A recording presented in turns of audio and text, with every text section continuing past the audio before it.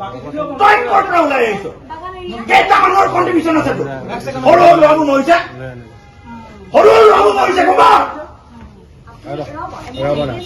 Life insurance দিয়ক, মই ইয়াতে মদ খাবলৈ দিম।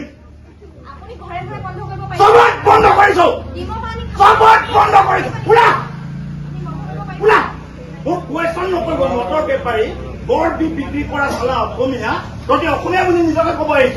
অসমীয়াবোৰ মাৰিছ তহঁতে, কুৱেশ্যন নকৰিব।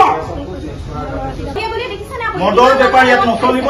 এই ষ্টেচুটো আছে, এই ষ্টেচুক মই সন্মান কৰো।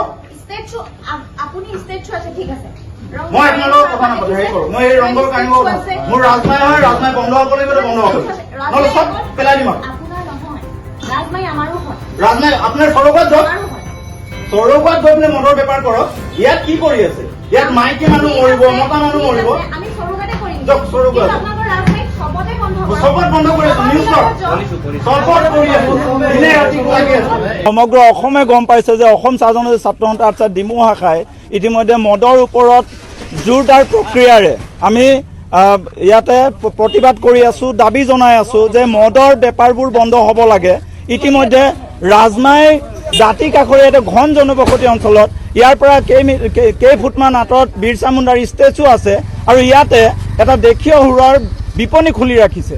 প্ৰতিটো বাগিচাৰ লাইনত ইয়াৰ পৰা ছাপ্লাইসমূহ গৈ আছে, শ শ লিটাৰ ছাপ্লাই তেখেতসকলে প্ৰদান কৰিছে।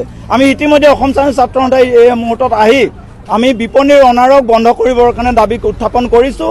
এখেতসকলক অন্য স্থানলৈ আমি ট্ৰান্সফাৰ কৰিবৰ কাৰণে দাবী উত্থাপন কৰিছোঁ। যেতিয়ালৈকে ট্ৰান্সফাৰ নহয় তেতিয়ালৈকে আমি অসম চাহ জনজাতি ছাত্ৰ সন্থাই কিন্তু আমি বিপণীৰ মালিকক ট্ৰান্সফাৰ কৰিবৰ কাৰণে কৈছোঁ, য'ত নেকি ৰাইজৰ অসুবিধা নহয়। আমি অসম চাহ জনজাতি ছাত্ৰ সন্থাই মদ বেপাৰ আৰু মদ বিপণীৰ খোলা দোকানৰ ওপৰত জোৰদাৰ আমি প্ৰক্ৰিয়াৰে প্ৰতিবাদ কৰিছোঁ, ইয়াৰ বিৰোধিতা কৰিছোঁ। আৰু যেতিয়ালৈকে ডিমৌ অঞ্চলত নিট এণ্ড ক্লিন নহয় মদৰ, আমি তেতিয়ালৈকে প্ৰতিবাদ কৰি যাম। এখন আমাৰ চৰকাৰী দোকান, চৰকাৰে অনুজ্ঞাপত্ৰ দিছে আমাক খুলিবৰ কাৰণে, আমি সেইকাৰণে এখন অপেন কৰা হৈছে, ঠিক আছে। আৰু এওঁলোকে চৰকাৰৰ ওচৰত গৈছে, তেওঁলোকে থানাত গৈছে আৰু এক্সাইজ অফিচত গৈছে, সকলো তেওঁলোকে কমপ্লেইন দিছে আৰু তাৰ পৰা কৈছে যে লিগেলি এখন বন্ধ কৰিব নোৱাৰে।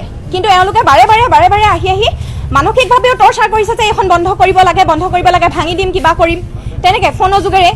সেইটো মানে কেনেকুৱা কথা? এইটো পৰিস্থিতি আজি আমাৰ ইয়াত সৃষ্টি হৈছে, ঠিক আছে। মদ বেয়া, মদ চবতে বন্ধ কৰিব লাগে, সেইটো ভাল কথা, ভাল প্ৰচেছ সেইটো।